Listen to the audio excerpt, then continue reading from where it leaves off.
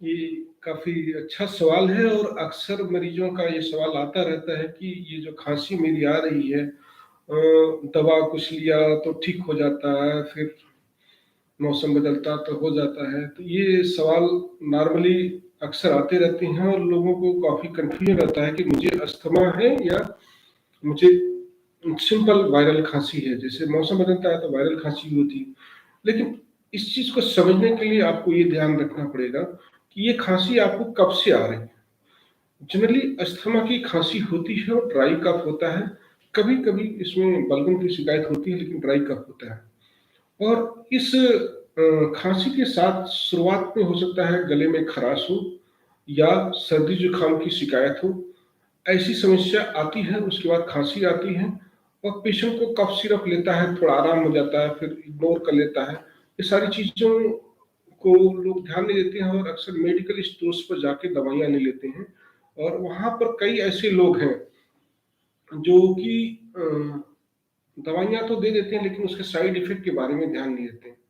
और अक्सर हमने कई सारे ऐसे मरीजों को देखा है कि मेडिकल स्टोर से दवा लेते हैं और उनके जो बॉडी में नुकसान होते हैं, उसके बाद कई सारी समस्याएँ उत्पन्न हो जाती हैं और जिसके कारण वो अस्थमा या खाँसी की समस्या से तो रिलीफ मिल जाते हैं लेकिन उनके साइड इफ़ेक्ट इतने हो जाते हैं कि उनको ब्लड प्रेशर, शुगर जैसी बीमारी आती है। तो अस्थमा की जो खाँसी की पहचान सबसे इम्पोर्टेंट है कि ये सूखी खाँसी होती है, ड्राई कफ होता है, अक्सर मौसम बदलने के बाद होता है और सिंपल कफ सिरप से थोड़ा आराम मिलता है लेकिन नहीं मिलता। लेकिन जब आप इसकी बृहद चेकअप करते हैं, इसमें हम पल्मोनरी फंक्शन टेस्ट करते हैं। पल्मोनरी फंक्शन टेस्ट एक तरह से फेफड़ा के पैमाने को नापने के लिए एक तरीका होता है, एक मशीन होती है।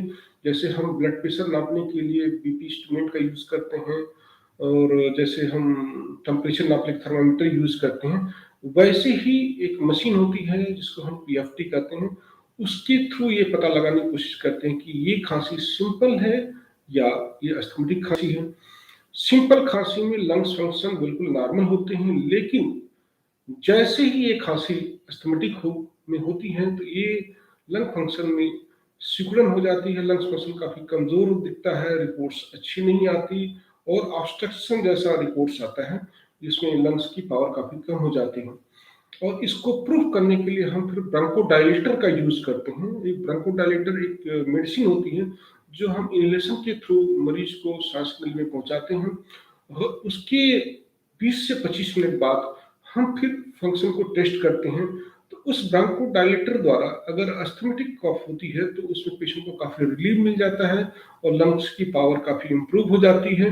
अगर हमें इस इम्प्रूवमेंट में 10 से 20% का फ़र्क आता है, तो जनरली इसको हम अस्थमैटिक खाँसी कहेंगे। तो अक्सर ये देखा गया कि सांस फूलने की समस्या अस्थमा में कभी-कभी नहीं दिखाई देती, लेकिन कफ की समस्या होती है। तो जो सवाल है, उस सवाल का जवाब यही है कि अस्थमा की और सिंपल खाँसी को पहचानने का तरीका क्लिनिकल तो होता है, लेकिन उसको प्रूफ करने के लिए आपको पल्मोनरी फंक्शन टेस्ट का एक सहारा लेना पड़ता है और ये टेस्ट स्पेशली लंग्स के डॉक्टर्स ही करते हैं और जनरली ये लैब्स में नहीं होते हैं, पैथोलॉजी लैब्स में नहीं होते, कहीं और नहीं होते हैं, ये स्पेशलिस्ट ही करते हैं और उसके थ्रू इसकी पहचान की जा सकती है। धन्यवाद।